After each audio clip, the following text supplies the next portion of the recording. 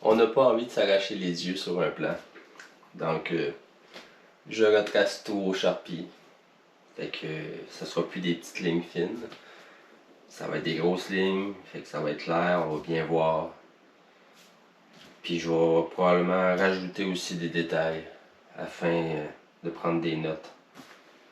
Tant qu'à faire des petites modifications, on va en profiter. Salut, bienvenue à un autre épisode d'Epimony Sailing. Comme vous le verrez dans cet épisode, on a reçu les plans. Je les ai retracés, j'ai rajouté des notes et j'ai plastifié certains des plans pour une facilité d'utilisation. Il y a certains autres plans comme ceux-ci ou ceux-là que j'ai jugé de juste les retranscrire dans un cahier de notes pour que ce soit plus facile.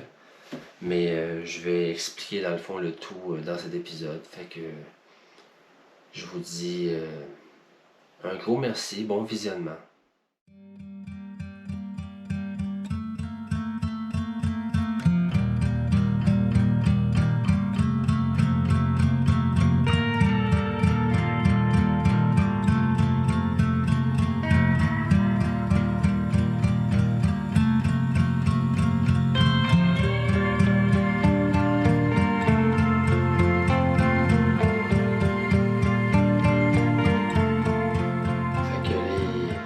Les plans sont quand même assez complexes, fait que j'ai essayé de vulgariser le plus possible de où est-ce qu'il faut faire des renforts précisément à tel endroit, sur les coques, sur les jonctions. Il faut que ça soit vraiment très très solide. Fait qu'il nomme dans les notes où est-ce qu'on doit renforcer, avec quel type de matériel, avec quel type aussi de grosseur. Moi, j'ai communiqué avec lui pour savoir si on pouvait utiliser autre chose que la fibre de verre, parce que fibre de carbone, Kevlar, c'est beaucoup plus solide. Il faut juste que je respecte le nombre d'onces par surface de mètre carré. Puis, il n'y a pas de problème d'utiliser d'autres matériels qui sont encore plus solides et résistants. Le Kevlar, moi je désire l'utiliser. Qui dit Kevlar dit résistance à l'impact. Donc, le Kevlar, je vais l'utiliser pour les daggerboards, je vais l'utiliser pour les safrans, puis je vais l'utiliser aussi pour toute la partie qui va être immergée dans l'eau, qui est dans le fond l'antifouling. Au niveau structurel, ça dit d'utiliser pour cette zone-là 4 couches de double biax de 18 onces. Fait que je vais m'arranger pour utiliser exactement le même nombre d'onces en Kevlar x 4 pour respecter vraiment les mêmes choses, mais en version améliorée parce que je vais utiliser du Kevlar. La croix, le mât, la bombe, ça va être des zones du catamaran qui vont être en full carbone. Donc, les daggerboards, les safrans vont être en composite carbone Kevlar. Puis, au niveau structurel, la coque, les zones de renfort, les zones de sensibles, je vais les faire avec un renforcissement de carbone. Puis, toutes les zones de renforcissement, je vais utiliser de la fibre de carbone, mais avec le même dosage en onces par mètre carré. La surface, la grandeur finale du catamaran, ça nous donne une longueur de mât de 70 pieds 6 pouces. Donc, un tirant d'air de 79 pieds.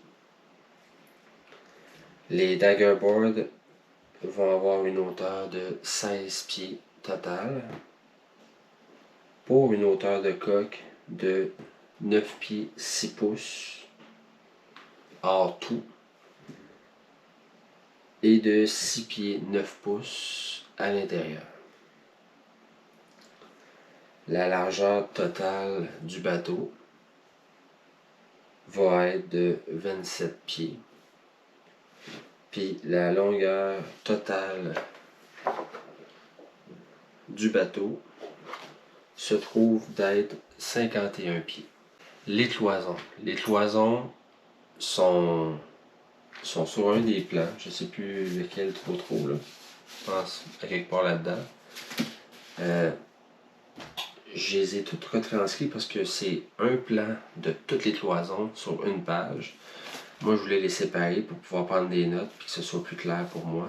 Fait que je les ai toutes retranscrits sur un pad de notes, une par une, pour que ce soit beaucoup plus clair.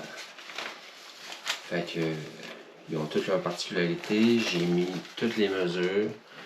Les mesures sur les plans sont en millimètres. Moi, je les ai retranscrits en pouces pour que ce soit plus facile pour moi.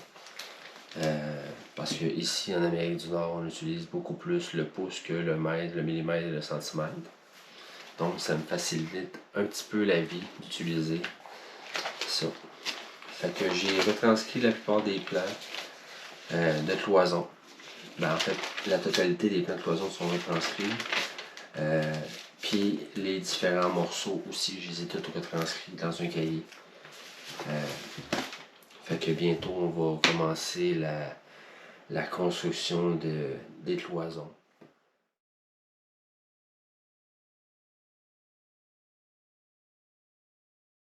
La totalité des cloisons, c'est 25 cloisons. Puis la cloison complètement en avant, qui se trouve la C01, c'est elle qui va être collée sur la cloison étrave. Puis c'est la seule qu'on va essayer de faire en double. L'étrave, on la met pas tout de suite pour être capable de avoir plus facilement accès à l'intérieur de l'étrave pour la solidifier de l'intérieur. Parce qu'une fois qu'elle serait mise, aller dans l'intérieur de l'étrave, ça va être beaucoup plus difficile de faire quoi que ce soit. C'est la seule et unique raison pourquoi on ne met pas les étraves en même temps que tout le reste.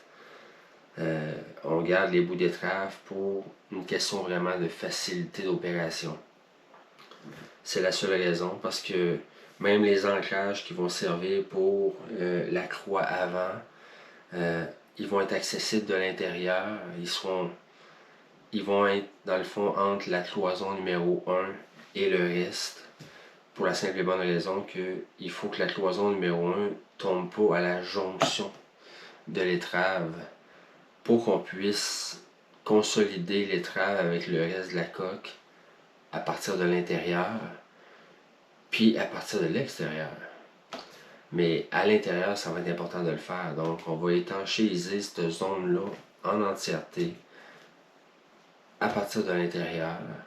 Mais si l'étrave était mis là tout de suite en place, ça serait beaucoup plus difficile de venir travailler à l'intérieur pour renforcer toute la partie de l'arête à l'intérieur de l'étrave. C'est la raison qui fait qu'on ne met pas les étraves tout de suite. Les étraves.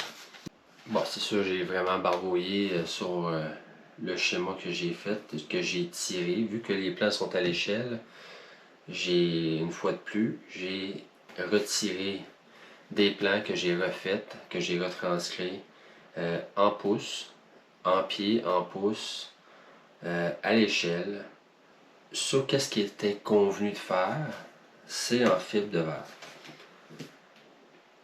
Pour sceller le nid d'abeille, on va utiliser la fibre de verre. Par contre, pour qu'est-ce qui est prévu sur l'étrave, c'est-à-dire d'y aller avec des couches qui sont superposées les unes avec les autres, on parle d'à peu près 10 couches de double biax qui est supposé d'être sur l'étrave avant. Nous, on va y aller avec de la fibre de carbone et du Kevlar. De ce que j'ai appris, puis peut-être que je suis dans l'erreur, mais par contre, j'ai corroboré avec plusieurs professeurs qui enseignent le composite, puis ils stipulaient que pour que la pleine efficacité du Kevlar ou du carbone soit là, c'est de ne pas alterner entre une couche de fibre de verre, une couche de carbone, fibre de verre, carbone, mais plutôt de y aller avec plusieurs couches successives de carbone ou successives de fibres de Kevlar. Donc, c'est ce qu'on va faire.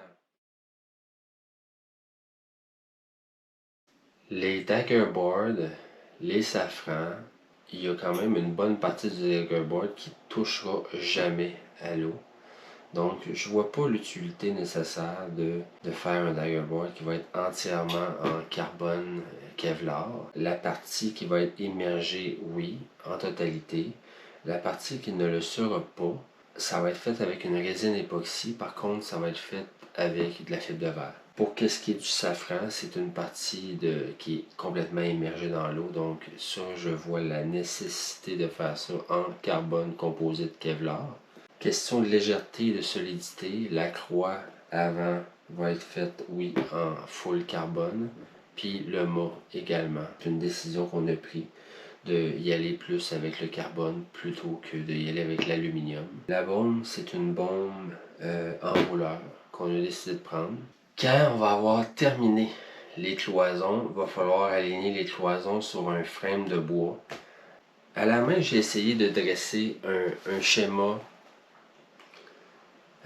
pour les longueurs à utiliser de bois, puis où placer les cloisons, quoi utiliser entre chaque cloison pour solidifier, pour consolider le tout.